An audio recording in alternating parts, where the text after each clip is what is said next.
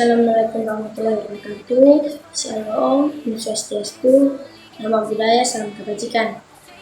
Perkenalkan, nama saya Pikian Sari Dalam Banoha dengan NIM L1A1222014. Pada kesempatan kali ini saya akan mempresentasikan tugas dari mata kuliah Bahan Pakan Formulasi Ransum dengan judul Formulasi Pakan Ayam Pedaging pada Fase Grower menggunakan bahan pakan lokal.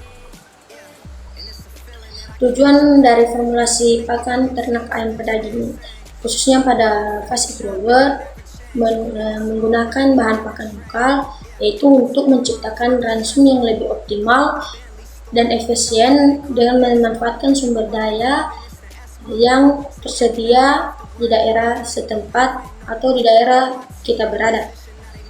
Formulasi ini bertujuan juga untuk memenuhi kebutuhan nutrisi spesifik ayam pedaging pada fase pertumbuhannya dengan memperhatikan keseimbangan dari segi protein, energi, vitamin, dan mineral yang diperlukan untuk pertumbuhan maksimal.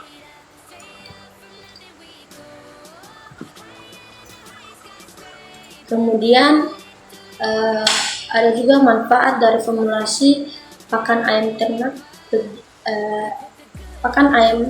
ternak ayam pedaging pada fase grower menggunakan bahan pakan lokal adalah peningkatan ketahanan pangan lokal, stimulasi ekonomi daerah melalui pemanfaatan produk pertanian lokal, serta potensi pengembangan inovasi dalam pengolahan dan pemanfaatan sumber daya pakan lokal. Selain itu, penggunaan bahan pakan lokal juga dapat meningkatkan kualitas dan keunikan dari produk daging ayam yang dihasilkan, yang mungkin lebih sesuai dengan preferensi konsumen lokal. Kemudian manfaat bagi mahasiswa, tentunya akan ada manfaat khususnya untuk mahasiswa dari formulasi pakan ternak ayam pedaging pada fase grower ini, yang dimana pertama meningkatkan pemahaman tentang kebutuhan nutrisi spesifik ayam pedaging pada fase grower, kemudian menganalisis dan memanfaatkan potensi bahan pakan lokal, kemudian membantu mahasiswa mengembangkan kemampuan berpikir kritis dalam mengevaluasi efektivitas dan efisiensi formulasi pakan. Dan terakhir yaitu mempersiapkan mahasiswa untuk menghadapi tantangan nyata dalam industri peternakan, meningkatkan daya saing mereka di pasar kerja, dan potensial mendorong inovasi dalam pengembangan pakan ternak berbasis sumber daya lokal di masa yang akan datang atau di masa depan. Kemudian bahan pakan lokal ayam pedaging pada fase grower. Bahan pakan lokal yang saya gunakan tentunya yaitu ada tepung ikan, kemudian jagung giling, daun pepaya. Di mana tepung ikan ini merupakan sumber protein yang terdiri dari 50-60% protein dengan profil asam amino yang sangat baik. Protein ini mudah dicerna, membantu pertumbuhan cepat dan efisien pada ayam di fase grower. Kemudian ada jagung giling, yang dimana jagung giling merupakan sumber energi mengandung sekitar 8-9% protein, kaya akan karotenoid yang memberikan warna kuning pada kulit dan lemak ayam, mengandung serat yang baik untuk sistem pencernaannya. Ketiga ada daun pepaya. Daun pepaya merupakan sumber vitamin mengandung mineral seperti kalsium, magnesium, dan zat besi. Memiliki sifat antioksidan yang baik untuk kesehatan ayam, mengandung enzim papain yang membantu pencernaan protein. Dan keempat ada bahan pakan lokal yaitu tepung tulang dan bungkil kedelai. Tepung tulang ini juga merupakan sumber mineral, sumber utama kalsium, di mana dia terdiri dari 24-30%, serta ada fosfor yang terdiri dari 12-15%. Penting untuk pertumbuhan tulang dan kuat dan sehat serta membantu dalam pembentukan otot dan metabolisme energi. Dan terakhir, bahan pakan yaitu bungkil kedelai.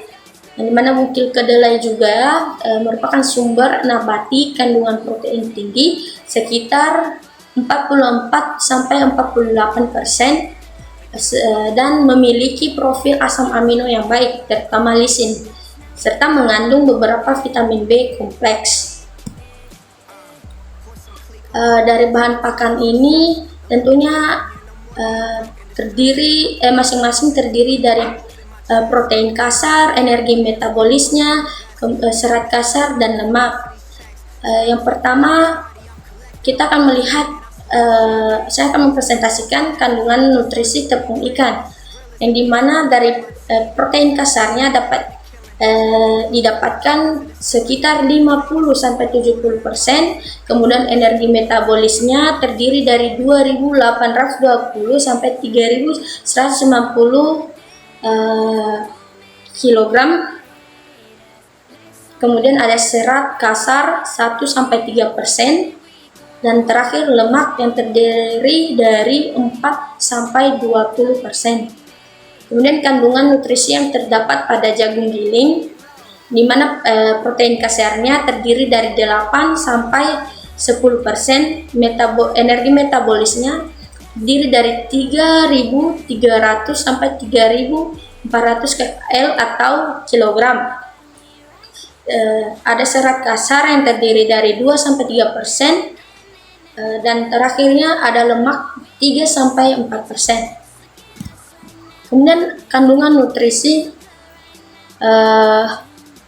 pada daun pepaya yang dimana protein kasarnya terdiri dari 20-30%, energi metabolisnya terdiri dari 1.800 sampai 2.200 kcal atau kilogram atau estimasi. Kemudian ada serat kasar 13-18% dan lemaknya 2-5%. Kemudian ada kandungan nutrisi yang terdapat pada tepung tulang, yaitu ada kalsium yang terdiri dari 24-30%, kemudian fosfor terdiri 12-15%. Kandungan nutrisi pada bungkil kedelai juga dari protein kasarnya 44-48%, energi metabolisnya 2.230 kcal atau kilogram. Serat kasar terdiri dari 5-7% dan lemaknya terdiri dari 0,5 sampai 1,5%. Metode formulasi bahan pakan lokal. Bahan pakan tepung ikan menggunakan metode Pearson square, atau yang dimana digunakan untuk menyeimbangkan protein dari tepung ikan dengan sumber protein lain. Misalnya contoh dari perhitungan menggunakan metode ini, dimana tepung ikan terdiri dari 60% PK, untuk target PK-nya sendiri 20%. 12 bagian, yang dimana jagung 8% protein kasarnya, 40 bagian, dan 52 total ya.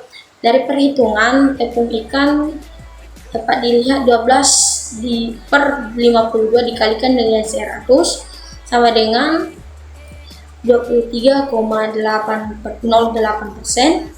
Dan jagung 40/52 dikalikan 100 sama dengan 76,92%. Pada bahan pakan jagung giling juga penentuan tingkat inklusi.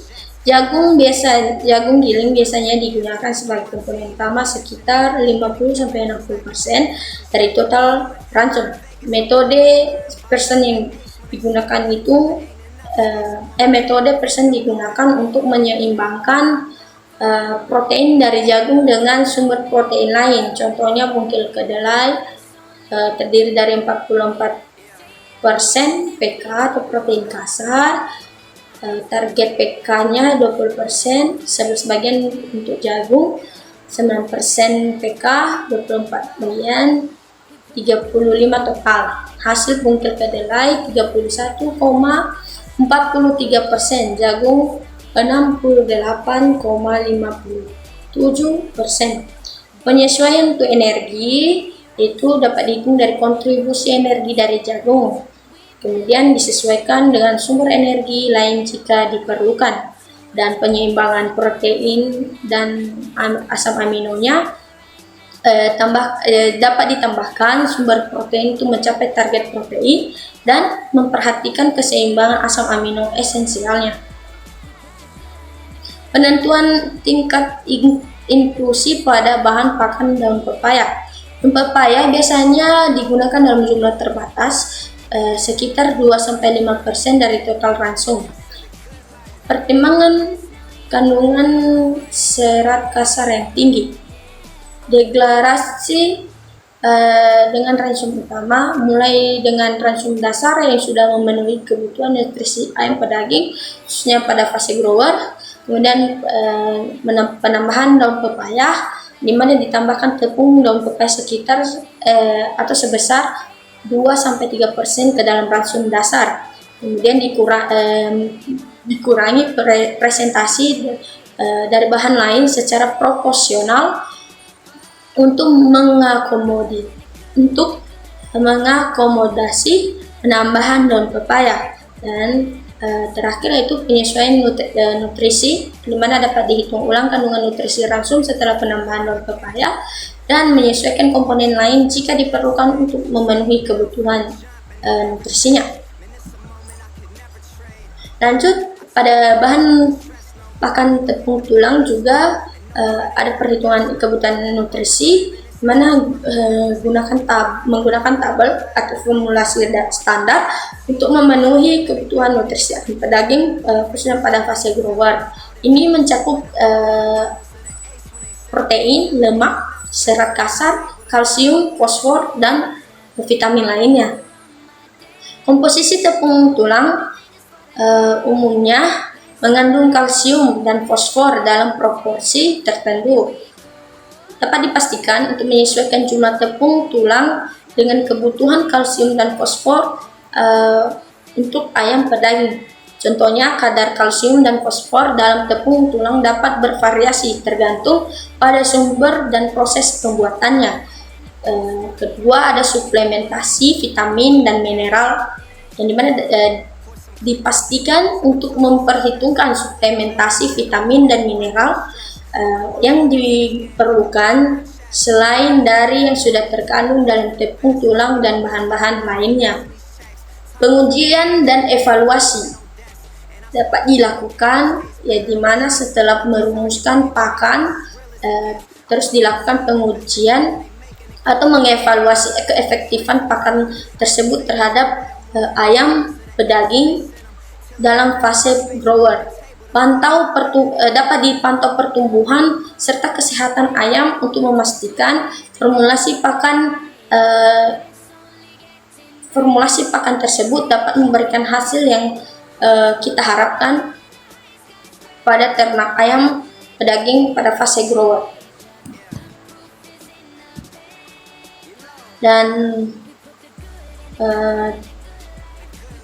kemudian bahan pakan bungkil kedelai, di mana analisis komposisi dari bungkil kedelai adalah sisa hasil yang dihasilkan setelah minyak kedelai diekstraksi, di mana ini mengandung protein yang tinggi dan serat serta sejumlah mineral seperti kalsium dan fosfor. Dapat diperhatikan kadar protein karena biasanya sekitar 44% terdapat kadar proteinnya, kemudian serat kasar, kalsium, fosfor, dan lain-lain dalam bungkil kedelai.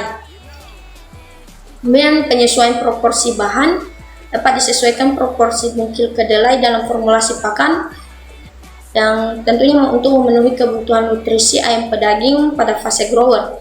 Ungkil kedelai biasanya digunakan sebagai sumber utama protein, tetapi harus diperhatikan juga ketersediaan asam amino esensial yang tentunya seperti esensial tertentu seperti lisin dan metionin. Dan kemudian suplementasi vitamin dan mineral, menyediakan suplemen vitamin dan mineral yang diperlukan untuk memenuhi kebutuhan ayam pedaging pada fase grower. Dan itulah hasil presentasi dari saya. Semoga apa yang saya presentasikan ini dapat membantu khususnya mahasiswa dalam memformulasikan bahan pakan untuk ternak ayam pedaging khusus pada fase grower, dan dapat memperhatikan setiap kandungan nutrisi dari bahan pakan dan tetap menggunakan bahan pakan lokal untuk terus memenuhi kebutuhan dari ayam pedaging fase grower. Demikian yang bisa saya presentasikan. Sekian dan terima kasih.